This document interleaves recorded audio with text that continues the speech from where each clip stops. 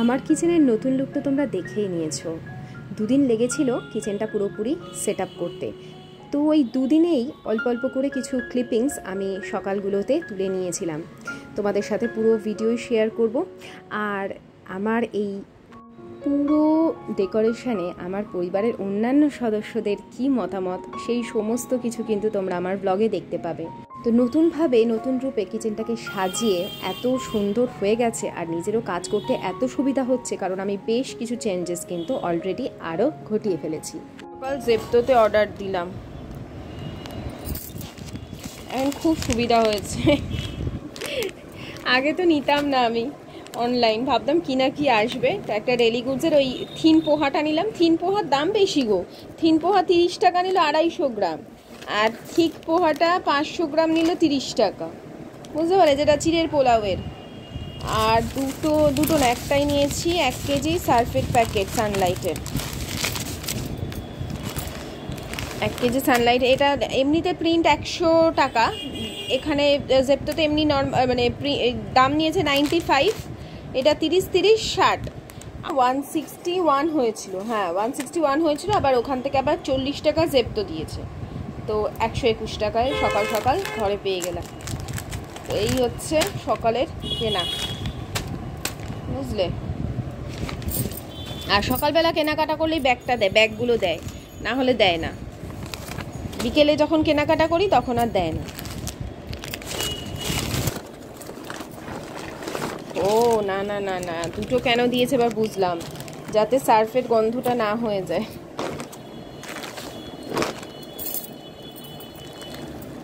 দাঁড়াও এগুলো আগে রেখে দিই। ও দুটো ব্যাগ ভেতরে কেন দিয়েছে বলো তো, যাতে সার্ফের গন্ধটা না হয়, বুঝলে।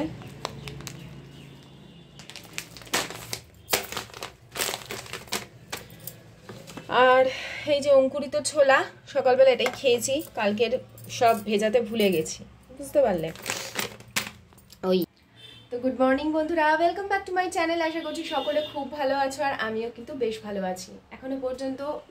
মানে তোমরা হয়তো ওই ভিডিওটা আগে দেখবে, এখানে যা যা ডেকোরেশন করছি কিচেনটা, সেটা তোমরা পরে দেখছো, মানে এইটা পরে তোমরা দেখছো, ওগুলো এখনো করিনি, ওটা শ্যুট করব পরে। তো ভাবলাম যখন এসছি সকালবেলা, আগামীকালের ভিডিওটা এখন থেকে তৈরি করে রেখে দিই, তাহলে আমারও সুবিধা হবে, ভিডিও তৈরি থাকবে। আর এখনো পর্যন্ত সব কিছু সাজিয়ে উঠিনি, সেগুলো করে তোমাদের সঙ্গে ব্লগটা তোমরা আগেই মানে পেয়ে যাবে। কি বলতো, কিচেনটা এত সুন্দর বড় বড় লাগছে না, কি বলবো, খুব ভালো লাগছে। এটা কি সুন্দর লাগছে না, আরো ভালো লাগবে। এই লাইটটা সবসময় তাহলে জ্বালাতে হবে না, আমি যে ডেকোরেশনটা করবো ওটাতে একটা সুন্দর হালকা আলো, মানে ওটা ভালো লাগবে। আর এইটা ধরো যখন কুকিং ভিডিওটা মানে যখন রান্নাগুলো শেয়ার করবো তখন জ্বালাবো, তাহলে লাইটটা বেশ সুন্দর পড়বে আর ব্রাইট লাগবে। তো আমার কিচেনে কোনো জানলা না থাকতে পারে, কিন্তু আমার কিচেনের মতন সুন্দর কিচেন মানে আমার কাছে অনেক অনেক সুন্দর, অনেক অনেক কোজি ফিল হয়। শীতকালে তো খুবই মজা হয় আমার, বেশ গরম গরম লাগে। আর গরমকালে খুব একটা কষ্ট হয় না, কারণ আমার বর এই ঘরে এসি লাগিয়ে দিয়েছে। আমার যখন খুব প্রবলেম হচ্ছিল মাঝখানে, আমি এসিটা চালিয়ে নিতাম, সেই জন্য তো এবারে প্রচুর বিল এসেছে। এইবার আমাদের বিল কত এসছে গো?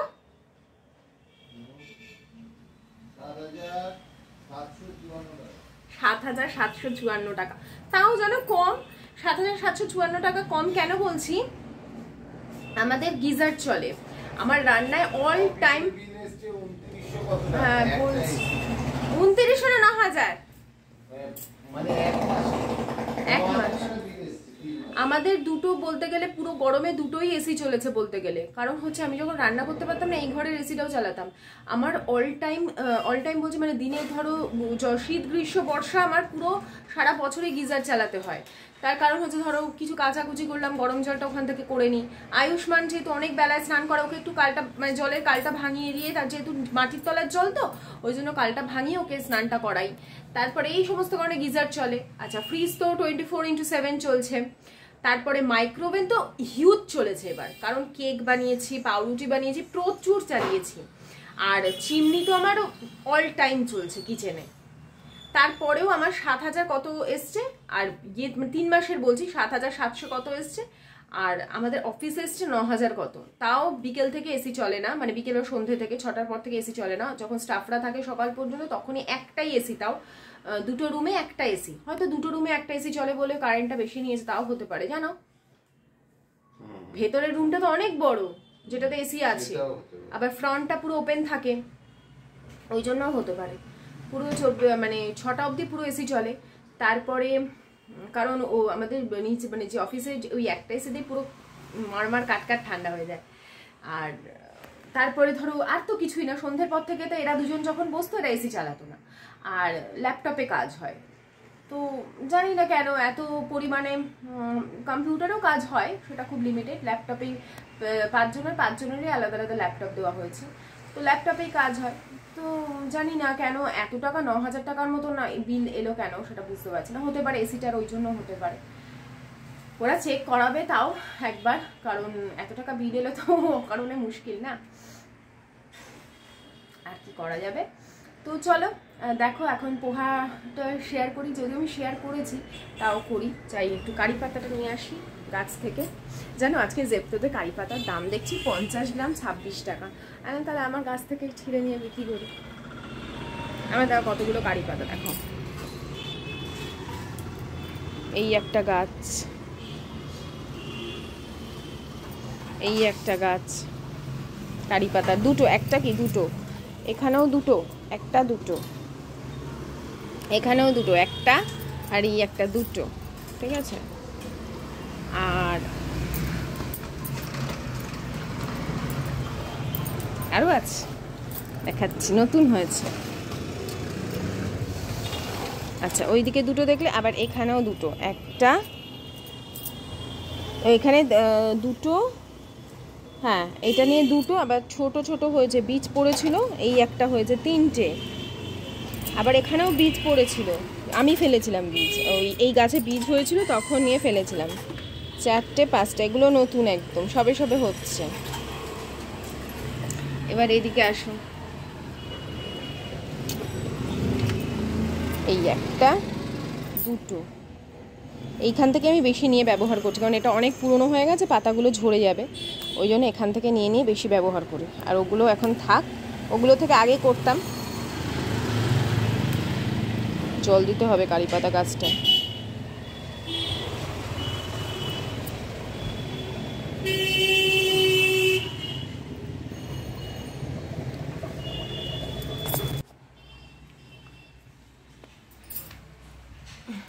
সকালবেলা কালকে রাত্রিরে না সব কিচেন টাওয়েল ফাবেল ভিজিয়ে রেখে দিয়েছিলাম, কিচেন টাওয়েল, তারপরে ওই যে বৃষ্টির সময় না ভীষণ দেখবে ঘরদোর জল প্যাচ প্যাচ করে, তো ওই কিচেনের সামনে যে আমি নাইটিগুলো দিই, পুরোনো নাইটিগুলো দিয়ে রাখি, কি বলো তো, তোমরা দেখাবো, তোমরা তো আগেই দেখে নিও, এটা যদিও কখনো পরেই উঠিনি, তোমাদের দেখাইনি ওই জন্য ওটা পাতিনি, তোমরা আগে দেখে নিয়েছো। তো নাইটি ছেঁড়াগুলো রাখি, ওইগুলো সব ধুয়ে দিয়েছি, সকাল সকাল উঠেই ওগুলো করা হয়ে গেছে আমার, তো ওই জন্য অনেকটাই কাজ আমার এগিয়ে গেছে। আর এদিকে আশিস, আমি কিছু জামা কাপড় ভিজিয়ে দিয়েছিলাম, অনেক কটা জামা কাপড় বাথরুমে ভিজিয়ে দিয়েছিলাম, তো আশিস বলে আমি ধুয়ে দিচ্ছি, তুমি পরে মেলে দিও, ও এখন ধুয়ে দেবে আর আমি এগুলো মেলে দেবো, ততক্ষণ আয়ুষ্মানও চলে আসবে, খাইয়ে দেয়, কারণ পর ওর এক্সাম, হিন্দি বাংলা, হিন্দিটা নিয়ে আমার কোনো টেনশন নেই, আর বাংলা নিয়ে সেই হারে টেনশন, কারণ বাংলার এত হিউজ সিলেবাস দিয়েছে না ওদের, এত আমি কিচ্ছু কমপ্লিট করতে পারি না, আমি জানি না বাংলায় কি করবে না করবে, আমি কিচ্ছু জানি না সত্যি কথা বলতে কি। তারপর রামায়ণ আছে, বাংলা যতক্ষণ না হচ্ছে আমার শরীর প্রচন্ড খারাপ হয়ে যাচ্ছে, আমার বরকে তাই বলছি এর পরের বার বাংলায় তুমি টিচার রেখে দাও, বলে তুমি বাংলার টিচার লাগে, আজ আমি বড়দের টিচার, আমি ছোটদের পড়াতে পারি না, আর ও একদম কথা শোনে না, আমার টিচারের কাছে কথা শুনবে, আমার কাছে ও একদম কথা শোনে, অবাধ্যতার চূড়ান্ত পর্যায়ে পৌঁছে যায়। চলো আপাতত ব্রেকফাস্টটা তো করি। তো যেদিন ওয়ালপেপারটা লাগিয়েছি তার পরের দিন সকালে কিন্তু আমি ওই ডেকোরেশনটা করেছিলাম সেই দিন সন্ধ্যাবেলা, তো সেই সকালবেলা যে ব্রেকফাস্টগুলো বানাচ্ছিলাম সেগুলো শেয়ার করেছি, কারণ বললাম না পর আয়ুষ্মানের এক্সাম, আমাকে তো সেইগুলো শ্যুট করছিলাম ওই জন্য একটু একটু করে। আর তোমরা সবাই ভীষণ ভীষণ খুশি হয়েছো কিভাবে আমি সাজিয়েছি সেটা দেখে। আর সত্যি বলছি আমি নিজে এতদিন বুঝিনি, আসলে সবারই না একটু মাথায় আইডিয়া করতেও তো সময় লাগে, অনেকের আবার চট করে আইডিয়া চলে আসে, অনেকের আবার একটু সময় লাগে। আমিও এখন একটু সময় নিয়ে সব কিছু ডেকোরেশন করেছি। আস্তে আস্তে আমার ওই দিকে যে লন্ড্রি বারান্দা ওই দিকটাও কিছু কিছু চেঞ্জ করব, মাথায় আমার অনেক ধরনের আইডিয়া আছে, তো সেই সমস্ত না হয় পরে হবে, আপাতত এইটা হয়েছে হোক। আর এদিকে দেখো জলখাবারে আজকে বানিয়েছিলাম চিড়ের পোলাও। প্রথমে একটু কাঁচা বাদামটাকে ভালো করে সাদা তেল দিয়ে ভেজে নিয়ে তুলে নিয়েছিলাম, আর ভীষণ ভালো লাগে জানো তো কাঁচা বাদাম দিয়ে খেতে। তারপর ওই তেলের মধ্যেই অল্প করে দিয়ে দিলাম সর্ষে, খুব সামান্য তেলেই এটা হয়ে যায়, লাস্টে একটু ঘি ছড়িয়ে নিই, যার ফলে কি যথেষ্ট হেলদি থাকে এই ব্রেকফাস্টটা। দিয়ে দিলাম কয়েকটা ফ্রেশ কারি পাতা, ভালো করে ধুয়ে, আর ভীষণ ছিটকায় বলে ঢেকে দিই সঙ্গে সঙ্গে। দিয়ে দিলাম কিছুটা পেঁয়াজ কুচি, ওই যেগুলো করছি ধুচ্ছি আবার সঙ্গে সঙ্গে কাটছি, তার সাথে আলুও কেটে নিলাম, কেটে এর মধ্যে দিয়ে দিলাম, ঝটাপট আর কি যত তাড়াতাড়ি হয়। তো দিয়ে এখন অল্প করে এর মধ্যে লবণ দিয়ে কিছুক্ষণ নাড়াচাড়া করব যতক্ষণ না আলুটা একদম ভাজা ভাজা হচ্ছে। আর তো এখানে তেমন কোনো মশলা পড়ে না, তো এটাকে এখন কিছুক্ষণ ঢেকে ঢেকে রান্না করব। আর ওই সাইডে যে শক্ত চিড়েটা কিছুক্ষণ ধুয়ে জল ঝরিয়েই রেখে দিই, একদম ঝরঝরে হয়ে যায়, জলে ভিজিয়ে রাখবার কোনো প্রয়োজন পড়ে না। দেখো ধোয়ার সাথে সাথেই কিন্তু এরকম ঝরঝরে হয়ে যায়। তো একদম সাদা আর খিলা খিলা যেটাকে বলে সেরকম ধরনের পোহা। আমি ডেলিগুডের নিই, তোমাদের দেখিয়ে দিলাম, কারণ অনেকেই জিজ্ঞেস করো। এই কিছুদিন আগে ডেলিগুডের চিয়া সিডটা অর্ডার করেছিলাম, কিন্তু এখন আর আমি দেখছি না, আমার মনে হচ্ছে চিয়া সিডটার দাম বেড়ে গেছে বলে ওটা বন্ধ রেখেছে। তো এখন এটার সাথে পুরো ভালো করে মিক্স করে নিচ্ছি, কিছুই না, এরপরে পরিমাণ মতো নুন দেবো আর দেবো হচ্ছে চিনি, আর এখানে দিয়ে দিলাম 1 চামচ মতন ঘি, তাহলে ঘিয়ের ফ্লেভারটাও থাকবে আর খুব বেশি কিন্তু জিনিসটা অয়েলিও হচ্ছে না, খুব হেলদি একটা অপশান। আর এর মধ্যে তোমরা চাইলে ছোটো ছোটো করে গাজর কুচি, বিনস, ফুলকপি, যখন ফুলকপি সিজন থাকে তখন ফুলকপি সবই দেওয়া যায়, ভীষণ টেস্টি হয়। তারপর একটু হাই ফ্লেমে এটাকে ভাজা ভাজা করে নিচ্ছি। আর যদি তোমাদের মনে হয় যে বড্ড বেশি ড্রাই হয়ে গেছে তাহলে একটু ওপর দিয়ে জল ছিটিয়ে দিয়ে ঢেকে রাখবে, তাহলেও কিন্তু খুব সুন্দর সফট হয়ে যাবে। ব্যাস হয়ে গেছে, তার সাথেই চিনেবাদামটা দিয়ে দিলাম, আর আমি না ভুলে গেছিলাম কিশমিশটা দিতে, তো কিশমিশটাও দেবো, আর ব্যাস হয়ে গেল।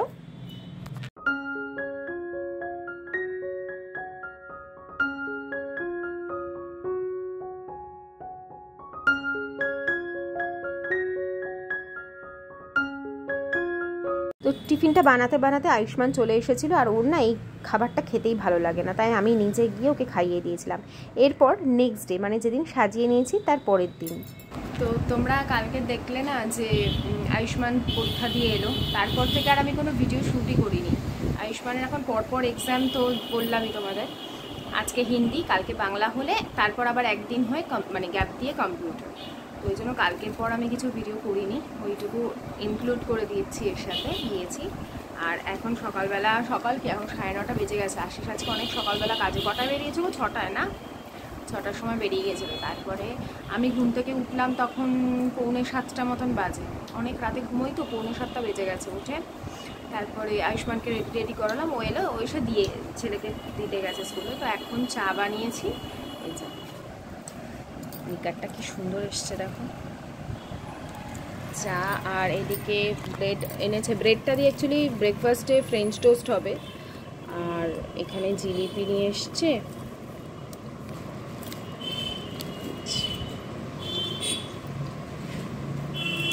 আর এটা শুধুমাত্র এর সাথে খাওয়ার জন্য, চায়ের সাথে খাওয়ার জন্য একটুখানি শেখলাম।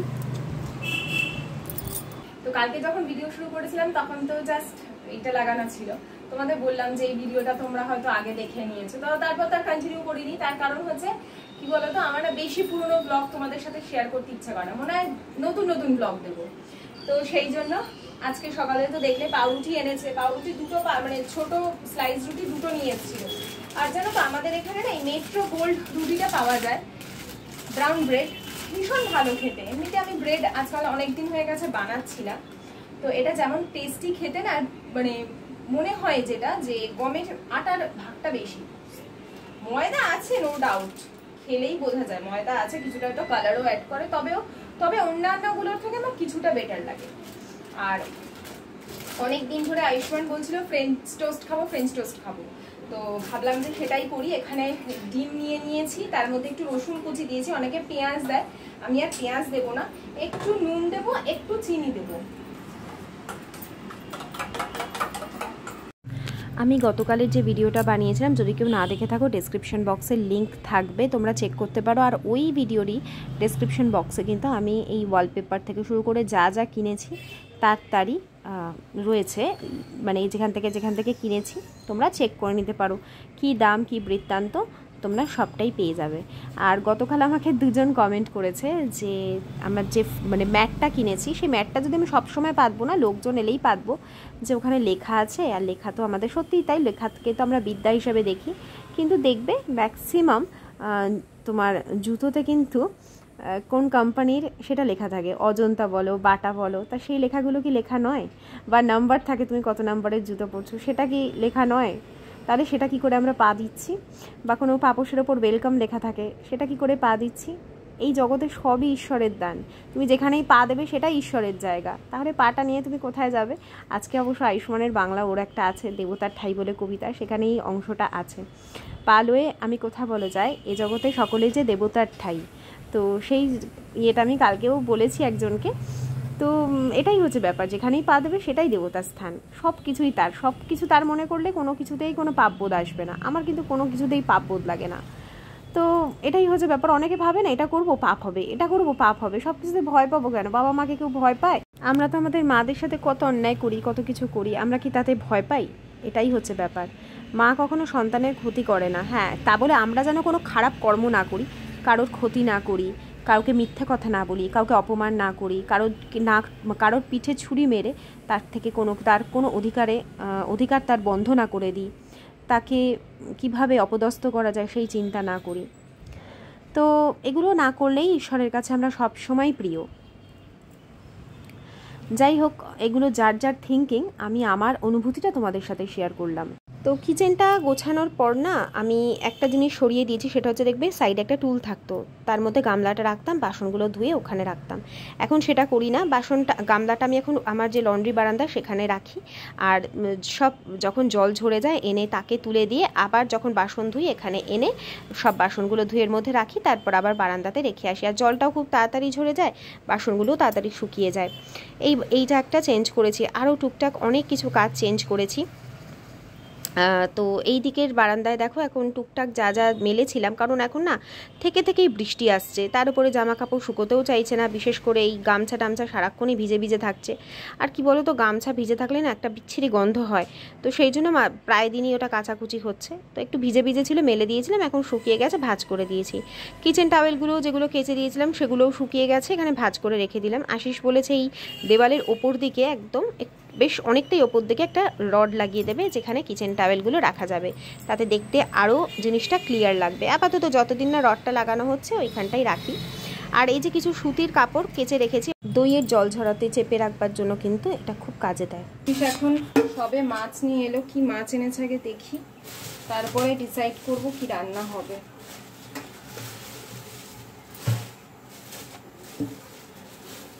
চিংড়ি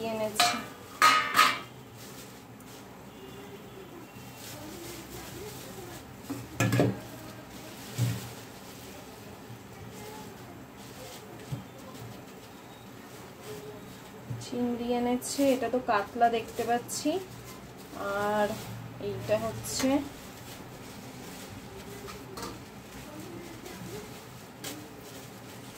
ইলিশ।